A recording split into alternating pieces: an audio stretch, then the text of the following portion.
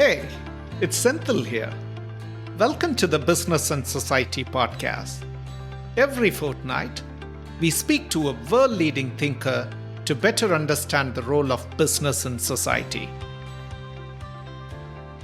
We live in an era of global supply chains. Do you know even a humble cup of coffee requires 29 firms to collaborate across 18 countries, according to one estimate? This model of elaborate supply chains that underpin the global trade was running fine until the COVID struck. The resulting supply and demand shocks exposed vulnerabilities in supply chains. This, combined with geopolitical rifts, trade war, triggered a rise in economic nationalism. As a consequence, the supply chains are going through profound transformation. Today, we have our guest Peter Goodman. He's the global economic correspondent of the New York Times. In a journalism career spanning 3 decades, Peter has reported from more than 40 countries and won some of the journalism's top honors, most recently for the series on the future of globalization. His work as part of the New York Times series on the roots of the 2008 financial crisis was a finalist for the Pulitzer. Today, we'll discuss Peter's latest book, How the World Ran Out of Everything Inside the Global Supply Chain. It is a fascinating and lucid work that brings a critical perspective to global supply chains. We will also ask him where world trade is headed and how climate change is likely to affect it. Very warm welcome to the podcast, Peter. Delighted to have you with us today. Thanks so much for having me, Senthil. Excited to be here. Excellent. As a reporter, you have covered landmark events such as the dot-com bubble, the global financial crisis of 2008, the Great Recession, the emergence of China as the global superpower, Brexit, the pandemic, and the impact of Trump's last global trade war.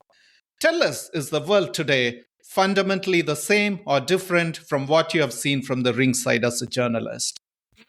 It's definitely different than the global economy that I started covering early in my career. I mean, then at the policy-making level, there were already tensions over trade if you talk to labor unions, if you talk to ordinary people.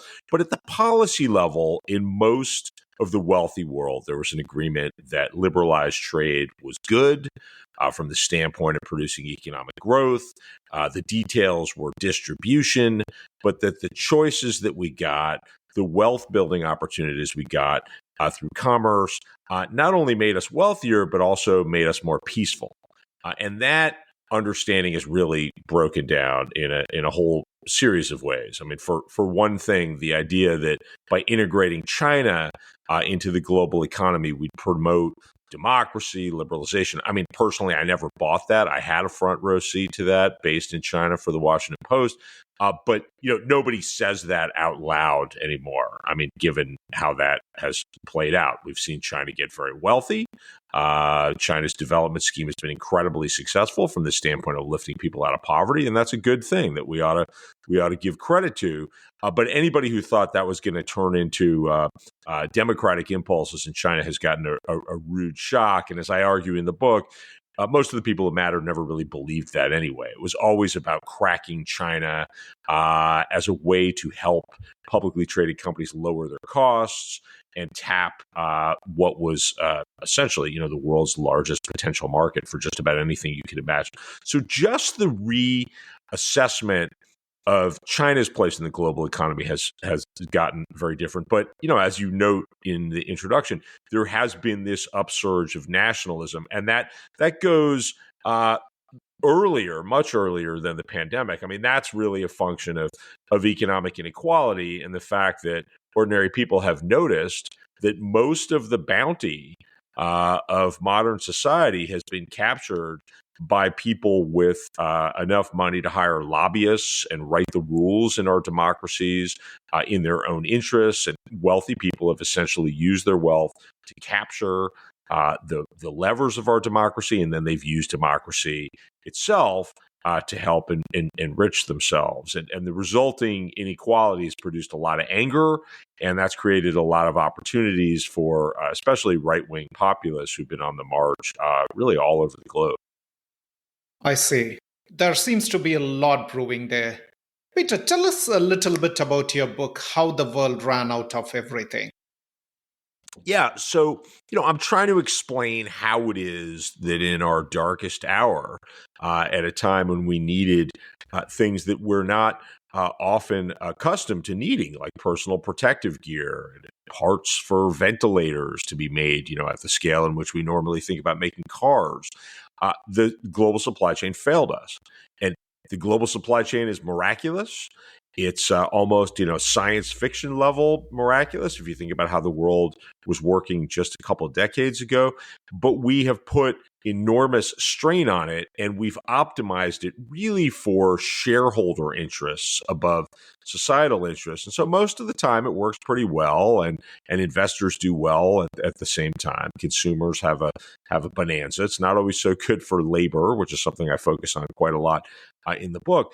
But when we needed it the most, it failed. And my book traces a single shipping container from a factory town in China. This is the city of Ningbo, across the Pacific to the west coast of the U.S., specifically to the port of Long Beach in Southern California.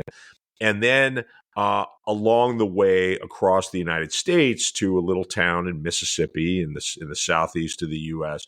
And I look at all of the industries that touch this box along on its way: dock workers, truck drivers, rail workers, and I expose all of the vulnerabilities that had been there for a long time. I mean, as I argue in the book, the pandemic was not the cause of these disruptions; it was the ultimate reveal, and I use this single shipment to illustrate that in the book.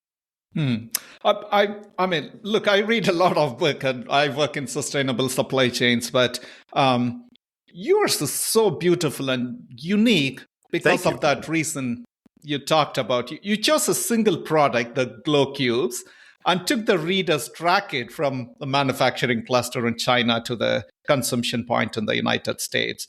But look, you are a global economic reporter for some time, and you would have been already familiar with many aspects of global supply chains. Were there one or two things that were new to you or surprised you while you were writing this book?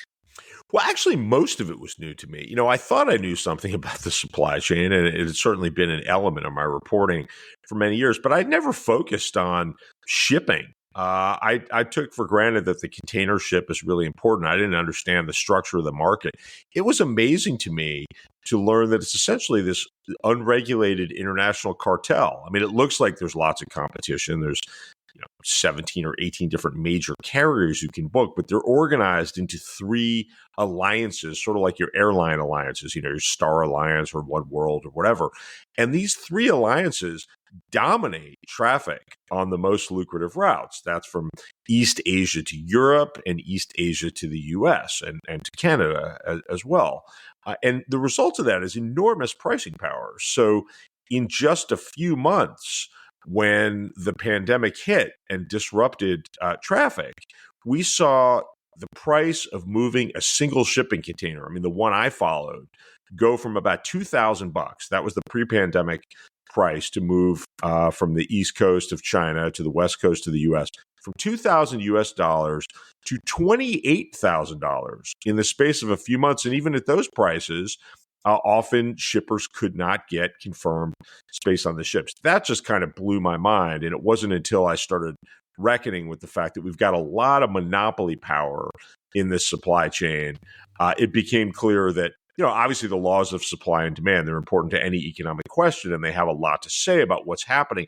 But if you don't understand market concentration and the power of monopolists, you're missing a lot of the story. Interesting. And a question that came to my mind after reading your book was, whether we overdo globalization. You highlighted the global commerce as controlled by a few companies to enrich a few. But what was your goal while writing this book? Was it to emphasize the vulnerabilities and inequities in global supply chains, or mount an attack on cartels and elite investors, or build a case for sustainable supply chains? Well, a little of all of those. I mean, look, I'm an accountability journalist by inclination. I mean, I am looking not just for what is happening, but why is it happening? And are there bad actors who need to be exposed in understanding why our economies function the way that they do? And certainly, I should say that this book draws heavily on my last book, which I wrote immediately before, called Davos Man: How the Billionaires Devoured the World, which is all about economic inequality, giving rise to right-wing populism and lots of resentment, and the power of the world's wealthiest people to write the rules in their favor. And then the supply chain crisis hit, and I realized that required a book-length treatment. But there were similar themes active in both. And I am a real admirer of the ingenuity that goes into this supply chain, and I'm a believer in trade. I'm by no means an anti-globalization person. I think on net we've had enormous benefits from being able to trade. I mean, look, absent trade, you and I are not having this conversation. We're out, hunting and gathering, or trying to figure out how to, knit sweaters so we don't freeze to death in the winter.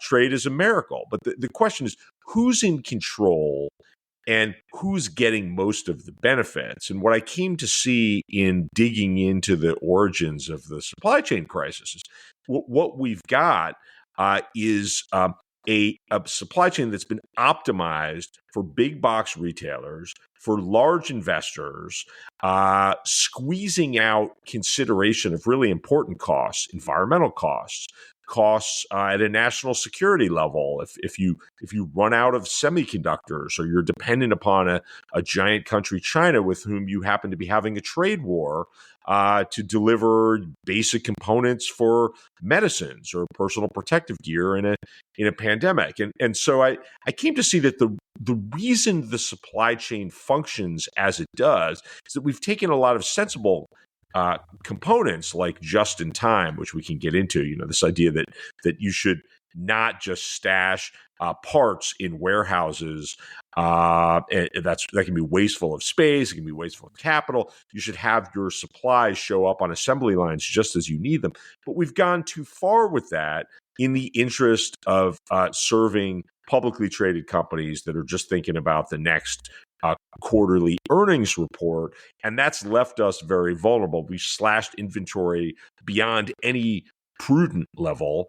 And time and again, the same can be said, about working conditions for truckers, the way we compensate people who maintain our rail systems. Time and again, it's the interests of the investor class taking precedence over other participants in the economy and ordinary people who are counting on stuff to show up at their doors when they need it. Mm.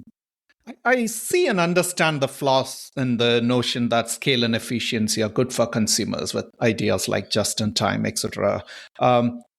Reading your book also jolted me on the spread of inequality across. I thought it's concentrated to some geographies, but because you took us on that journey on the entire supply chain, we could see no country is an exception to this phenomenon. At the same time, isn't a once-in-a-century shock like the pandemic an outlier event? Haven't regions immensely benefited from global supply chains? I have in mind Asia. I'm from Asia, which has seen a lot of poverty reductions due to these global supply chains.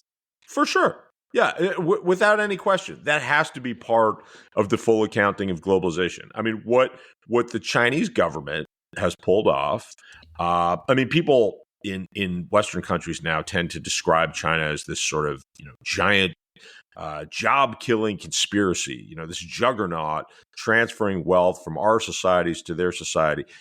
First of all, it's not like, every other country on earth, especially a country that experienced colonialism, wouldn't love to have had the enormous successful poverty reduction that came out of this rapid industrialization.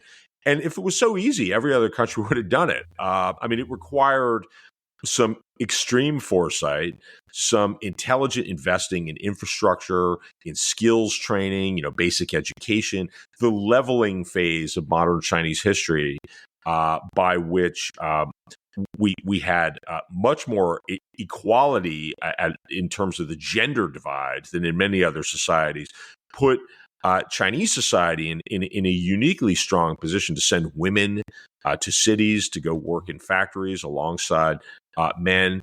And because of this leveling phase of Chinese history, you had people with primary education, you had basic public health, you had a society that was very well positioned to benefit. The same can now be said for India more recently. I mean, there are reasons to be optimistic about the possibility that India could grow into a significant export powerhouse that could also lift a lot of people out of poverty, and that's to the good. And wealthy societies have done really well too. I mean, the U.S. and Britain, two places I'm most familiar with. You know, Britain has this sort of rebellion against globalization expressed as the Brexit vote, severing the country from its largest trading partner. In the U.S., it's impossible to reckon with the rise of Trump without looking at the impacts of deindustrialization. But these are both cases, I argued in my previous book, as well as this book. These are examples of domestic policy failures, not flaws in globalization. It wasn't that the U.S. got crushed in the global economy. The U.S. is absolutely at the top of the list in terms of beneficiaries. We chose to abandon people in factory towns whose jobs got lost in the face of a surge of cheap imports from places like China and Mexico, and we failed to cushion them. We don't have national health care. We don't have programs to help communities where everybody's house suddenly loses value because the factory closed. We have very poor and underfunded job training programs. In societies that have done better with these things, you don't have that same sort of backlash against globalization. And we should be able to have a conversation about how to hang on to the merits of global trade while fixing the obvious vulnerabilities. Right. Tell us, Peter, what's happening to world trade today? The United States has elected a president who claimed that his favorite word is tariff, and institutions like the WTO are not as strong as they used to be. Where do you think global trade is headed? I think it's difficult to say right now because we're waiting to find out how much of these tariff threats from the incoming president-elect Trump are going to turn into reality. So I think it's fair to say that there will really be across-the-board tariffs on imports from China. And Trump seems to be a real believer that we need to decouple, if you will, de-risk. There's lots of jargon that goes into this conversation, but that American companies should be less dependent upon Chinese industry to make goods. And so we have seen and will continue to see some shifting of production to other countries. Vietnam has been a big beneficiary of this shift, though Vietnam's heavily dependent upon the Chinese supply chain.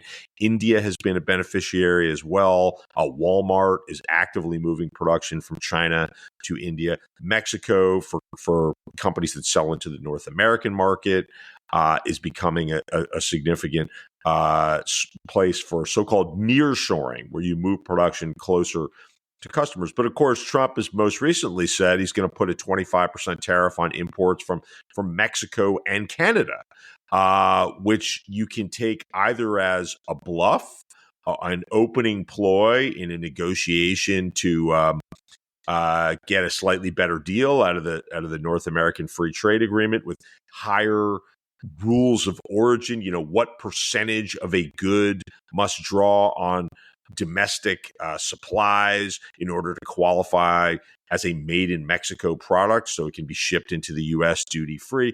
Or it could be real, in which case Trump is betting that by making it very difficult to count on production in our neighboring countries, Canada and Mexico, that will lead to this big investment into production in the U.S. That's a dubious proposition. There are a lot of factories that are set up in the U.S. that are dependent upon imported components from Mexico, from China, from Canada as well. And right now, we're kind of in a holding pattern. A lot of businesses are waiting to see what Trump's really going to do. But there is reason to think that global trade will be hampered by these tariffs. That sounds a bit scary, particularly from a region that relies on global trade a lot. You talked about these buzzwords, nearshoring, reshoring, which essentially means bringing production closer to customers. Is this the future of global supply chains, or do you think it is a passing fad? And eventually, I think you quoted one of your interviewees in your book, it all ends in price. So where do you see this heading? Well, I hope it's not a passing fad. I think it should be the solution to some of the vulnerabilities that we've seen. So, let's go back to just in time, which I'm very tough on in the book. Just in time is this idea pioneered by Toyota at the end of the Second World War that you can cut waste by having your suppliers deliver your products to the assembly line just as they're needed.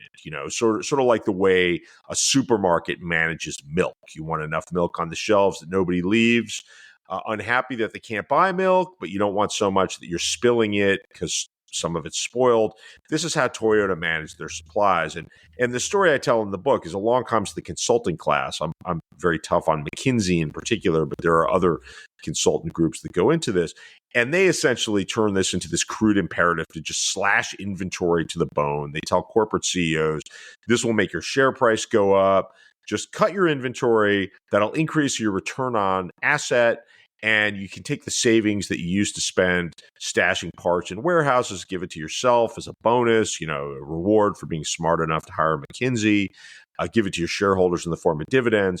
And that sets us up for the vulnerabilities that we've seen. Well, if you shrink the distance between the factory and the customer, you actually can do just in time more effectively. I mean, if you're selling into North America and you got a factory in Mexico to complement what you've got in East Asia, if something goes awry, if shipping prices spike, if there's a shock, if there's another pandemic, if a conflict affects shipping, well, now you can draw on a factory that you can reach by truck, by rail. You're not dependent upon the international shipping cartel. So that's to the good. But as you point out, I am concerned that the basic incentives are unchanged for publicly traded companies. So if you're running a publicly traded company and you say, hey, I want to set up a second factory in Mexico to give us a little bit of resilience, that may be a really sensible idea. But your activist investor may come along and say, well, hold on a second, you're spending more money. That's going to dilute the next quarterly earnings. By the time somebody realizes the wisdom of your idea, you're out of a job. The CEO who says, let's just buy from the cheapest source. If that's China, so be it. We'll still be 90% dependent upon one country for our supplies. Well, one day that will again be exposed as folly. But with any luck, you'll have cashed your stock options and be lying in a hammock on some beach hoisting a cocktail. And as long as those incentives are unchanged, price will continue to largely dictate what happens. And I want to specifically talk about, a few lines, and I'll just read it out. The reconfiguration of the global supply chain that's underway may be able to adjust to the geopolitical alterations, but it will not reckon with its fundamental vulnerability, the permanent fragility arising from dependence on exploited labor. End of quote. Please tell us more about this. Are you suggesting that exploited labor will be a part of global supply chains, irrespective of which country the labor is based in? What are you implying by this? I mean, I'm saying that that's how it's been, right? So why have we moved so much production around the globe? Why have we moved production from wealthy countries to poorer countries? It's labor arbitrage. Why was Walmart so interested in participating in the fairy tale that letting China into the World Trade Organization in 2001 would promote democracy in China? Just because ultimately there was wealth to be made there, because China was a country where you could do a deal with a local Chinese Communist Party official, you get access to land, you knew there were no labor unions. I mean, despite the fact that this is a government that rules in the name of peasant-led revolution, labor unions are banned. And so this was like a paradise for giant retailers like Walmart, later Amazon. And until that changes, until labor has more of a say over who's benefiting from global trade, we will still have that impulse at the corporate level to go and seek out a place where you can do what you want, where you can undercut workplace safety standards that are operative in more developed countries, where environmental regulations don't come into play, and that basic setup remains. And part of my mission in writing this book is to note that there was a lot of talk as I began writing the book. When will the supply chain return to normal? Well, normalcy rests on the assumption, and now I'm speaking specifically about my own country, that trucking will be handled by people who are paid so little that they often need public assistance just to do their jobs, who accept that they will be on the road with no idea of their schedules, unable to attend children's birthday parties, unable to be home sometimes for the birth of children or the deaths of relatives, because they have no power in the system, and they are takers of schedules from the people who are optimizing the plans for their own benefit. That's normalcy. Normalcy is people having to choose between their own health and their own paychecks. I mean, I tell the story of slaughterhouse workers in the States who lost their lives in the middle of a pandemic because Trump signed this executive order that set into effect the talking points of the meatpacking industry, that we either had to have people continuing to labor in the middle of the pandemic or Americans would somehow go hungry. And never mind, as I reveal in the book, that at the time, meatpackers were actually sitting on record volumes of frozen product, and they were boosting their exports of frozen meat around the world. We essentially killed slaughterhouse workers in the name of supposedly feeding Americans. Really, we were funneling monopoly profits to the handful of meatpackers who dominate the trade. That's normal.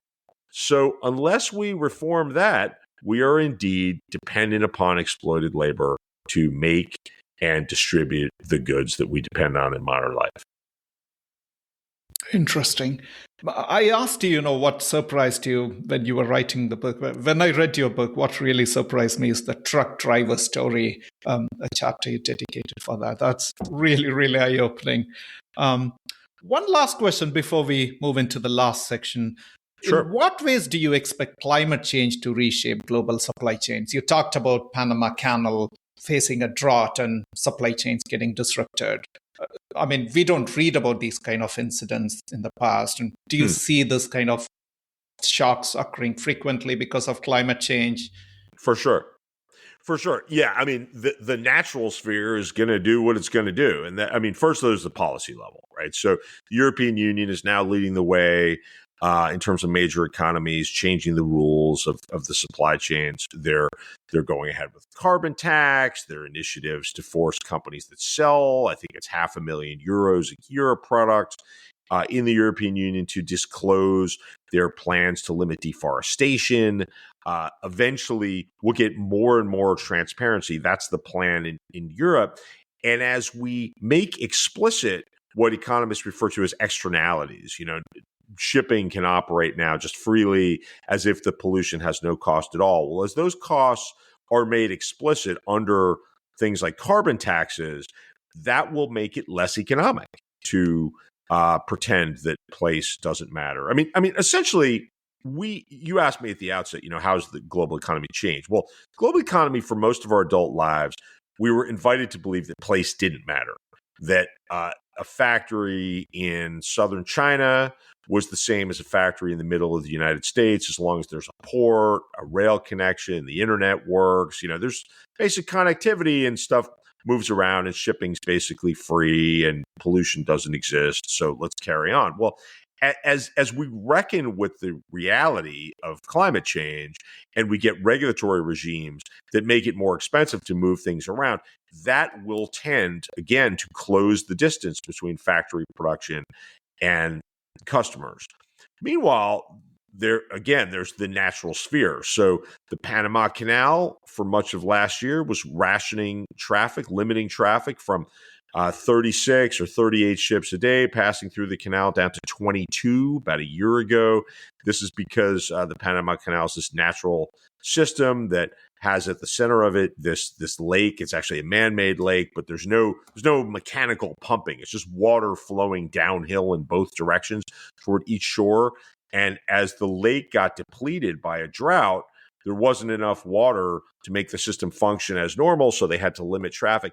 That presumably will happen, around the globe. Moreover, climate change is exacerbating military conflicts, right? I mean, a lot of military conflicts are about scarcity of resources. And so we've got incidents of the Houthi rebels in Yemen opening fire on ships headed toward the Suez Canal, which is this vital waterway connecting Europe to Asia.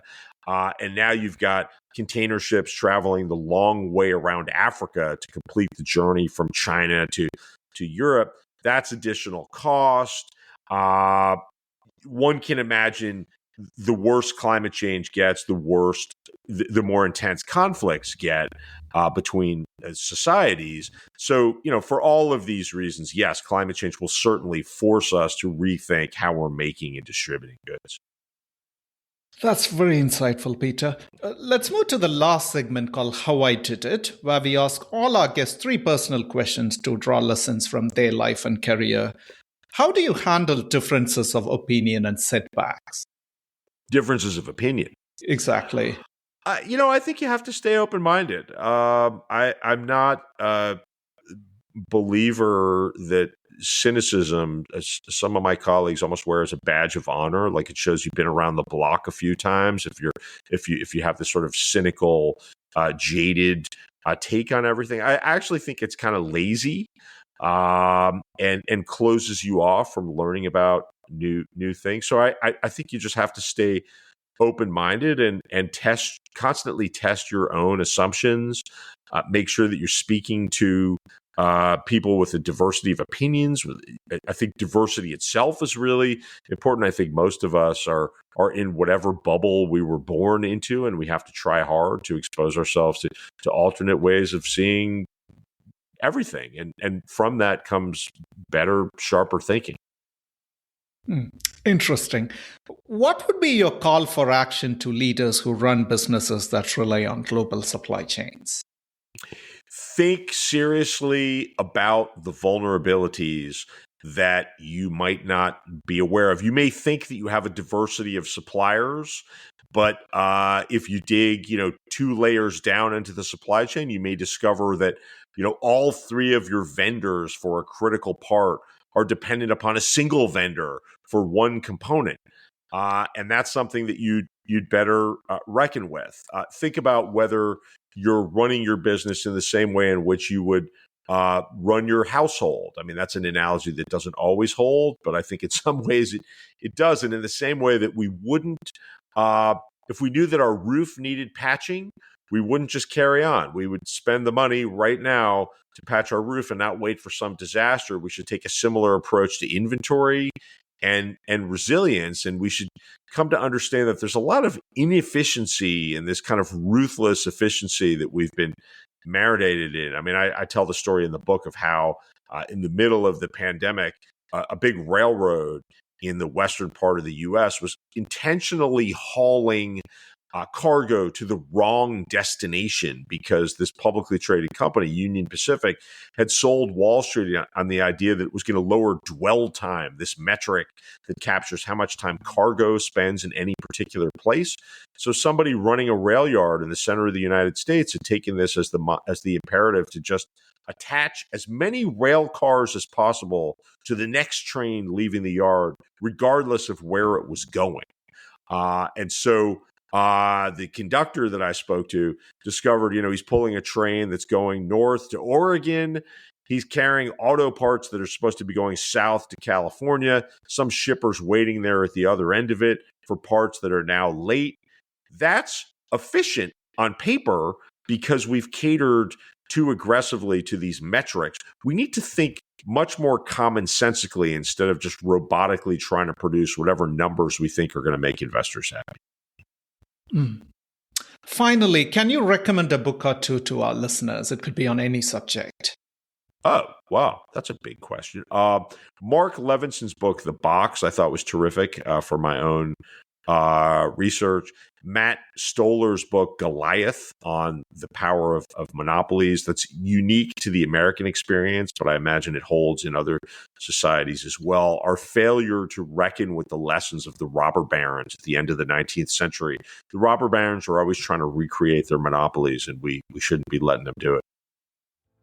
Excellent.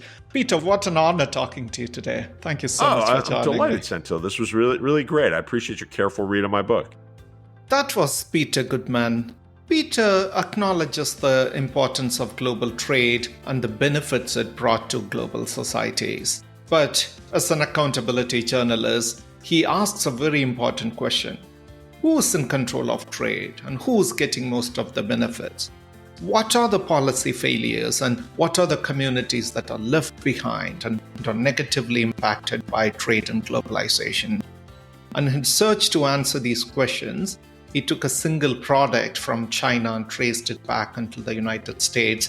And the lessons are captured in his fascinating and vivid work, How the World Ran Out of Everything. I think it's one of the important books published last year.